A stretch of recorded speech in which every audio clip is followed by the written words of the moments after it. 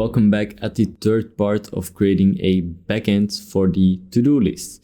In this video, we're going to create the delete route and also update a bit of our frontend so it can communicate well with our backend. All right, we are going to start with our frontend. So when we were working at our frontend, we were using the this.tasks variable to have some test data we could show in our to-dos. This variable this.tasks could be used, for example, to save it in our local storage. But we aren't using local storage, we are using a server. So this.tasks is now replaced by the db.json. We get the data out of the db.json here in the fetch function. And the only place we were using this.tasks is in the showTasks function. So I'm going to replace this.tasks to a parameter so we can just pass some data to the function. So instead of just executing the this.showTasks function before the fetch call, we're going to move it inside the fetch call and pass the data of our db.json file. So if I would refresh my page, you can see we're now getting the data out of the db.json file. All right, next we are going to update some functions and also move this fetch call. This fetch call saveItem should be in addTask. So I'm going to paste it in here for a second. What we also are going to change is we're going to change this because here we are also editing the this.tasks variable. So this should also be moved to the backend. Same for toggle done. We are also changing the variable this.tasks. So we're going to move it also to our backend. So let's start by calling our saveItem route whenever we actually create an item in our frontend. So I'm going to uncomment this fetch call. We want the text of the item to be the same as the text we typed in the input field, which is the value, and I saved it in a variable task. So I'm going to pass the variable to the fetch function. Okay, so I'm going to test it. JavaScript add. So this should be in our database now. All right, we have a variable JavaScript. Great. All right, for the next part, we are first going to create some routes, and we are also going to update the addTask, because now we were working with index, and we're going to change the index to an ID. So this means every item is going to have a unique ID. For example, this has 1, 2, 3, 4, 5, 6 is the ID of coding. And I can use this ID to tell my server, find an item in my db.json with the same ID and edit this item or delete this item. So let's start by adding these IDs to our single tasks in our to-do list. For this, we're going to install a new package. So I'm going to exit my server and install a package npm install uuid. All right. Going to run my server again, and I'm going to require uuid, and we have to initialize it like this. I'm going to select the first version and save the first version as of the function as a variable uuid. So what this just does is I can use this function and this will just generate a unique ID for me. So that is what I want. And you can also check the documentation on GitHub if you want to learn more about how to use uuid. All right, so what I want is whenever I save an item, so whenever I'm creating an item, I want to generate an ID and give it back to my frontend. So I'm going to create a new variable, const ID is equal to uuid. I want to print it maybe so we can see it in our terminal. I want to add it to my item. So we're adding our new item here. Our requested body is what we sent in our server. So this is our requested body. And I'm going to add a new property. For example, it would look like this: ID is equal to 1234. So this is what we are going to add, but in the server. So I'm going to delete it here, and I'm going to say, all right, to request.body, request.body adds a ID, which is equal to our new generated ID, which I saved here. And then I also want to pass the ID to my front. And so I'm going to say ID is equal to the variable ID.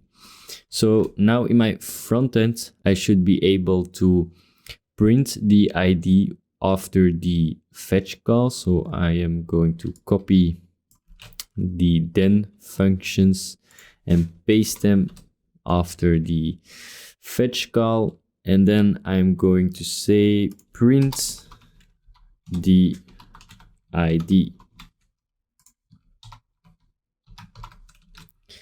So now if I'm creating a new item, I should be able to get the ID in my console. All right, great. The next thing I want to do is add the ID also to the HTML element. So I'm going to create a attribute where I can append this ID to. So when we got the ID from our server, I'm going to say I want the template, and I want to add a attribute with a Jquery function, and I'm going to call it data ID is equal to the ID we got from our backend. And when this is appended, then I want to append the template to my HTML. And this we aren't using anymore. All right, so now if I am creating and I'm going to empty my db.json, I'm going to refresh coding, and we have an error template. All right, I forgot the $sign. So now if you're going to type a new item, forgot a letter. All right, third time good time.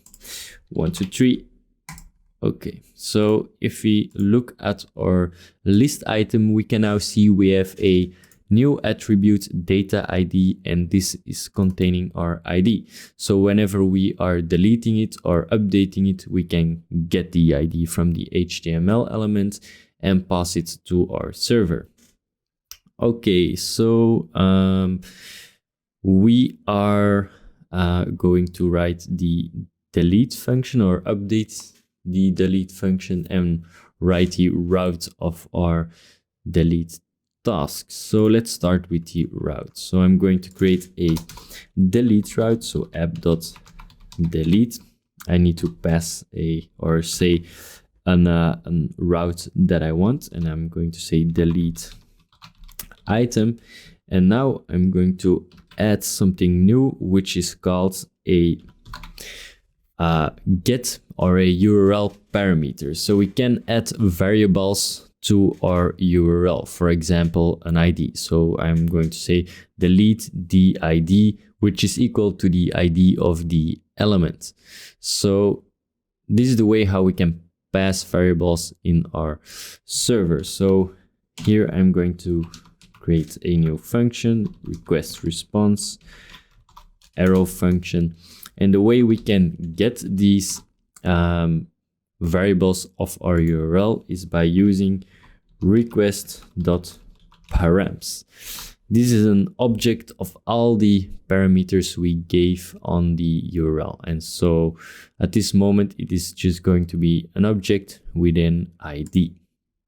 All right, so in my to-do, I'm going to create a new fetch call. So I'm just going to copy this one, paste it, delete item, and want it to have a method delete. We are not passing anything, so this is something we don't need. And we need to pass an ID. So we need, of course, first we need the ID. So we have tasks and we want the data ID attribute. So I think we can get the value by, of course, using again the attribute function, but there should be also a data function, and I'm going to pass ID because we're getting the data ID. So let's try this for a second. All right, so every time when I add an item, 4, 5, 6, it gets an ID because the previous one, they don't have any ID yet. So we have to fix this also. And you can see we are getting the ID whenever we are adding it, but also when we are deleting it. So great. Maybe we should also add the ID when we are loading all our tasks. So here we are still need to add template.attributes data ID, and this should be equal to task.id.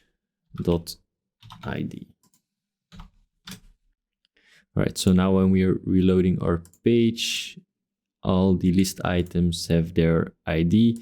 So if I click on one to delete, we get the ID. Okay, now we have to pass the ID to the fetch call because we have a delete item, but we want to know which item, and this should be the ID. So maybe we save this in a variable. ID is equal to the ID from the HTML element, and then we're going to add it as a parameter to our fetch call. All right, so now if I'm deleting an item, it should print the ID in inside the terminal. All right, so I'm going to click 1, 2, 3, and we get the ID of the 1, 2, 3 item. All right, this is great. So the next thing we have to do is actually the things we wrote in our front ends. This we have to change now to our move to our server. So let's go to our server, and we want our db.json file again. So I'm going to paste it in our delete route. We want the array in our database file. So I'm going to loop through the array with a for each db.items, and I want to check if a single item is containing the ID we are passing as a parameter. So I'm going to check if an item got an ID equal to an ID from our parameters. And if this is true, I want to print it in my terminal item. Okay, and we don't need this anymore. We're going to change the message to delete item and the ID can be removed.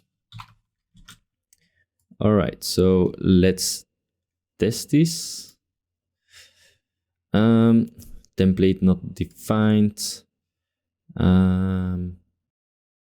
We don't have any variable template here, so we also don't need this. I'm just going to remove it. Let's refresh. And we have our 1, 2, 3 element here. So it is found in our server. So whenever I found it, I want to delete it the way I did in my frontend with the splice function. So I'm going to say db.items.splice, and this needs an index and just how many items we want to delete, and I want to delete 1 item. So I'm going to add another parameter in this for each item and index. The second will return the index. So I can use index and 1. So it's deleting this item whenever I found this item. So normally this should remove an item in our db.json file. So let's test it again, deleting 1, 2, 3, and we are going to check, and we have no 1, 2, 3 anymore in our db.json file. Great. So if I would refresh my page, it is gone, but we did something because it isn't removing anymore in our front end. So we still have to say task and then use the Jquery remove function to remove our task. So now if I say delete JavaScript, it is removed in our front end, and it should also be removed in our backend. All right, so this was part 3 of our backend. In the next video, we're going to create our last route, which is the update route, and where we can update individual tasks in our db.json file. All right, see you in the next video.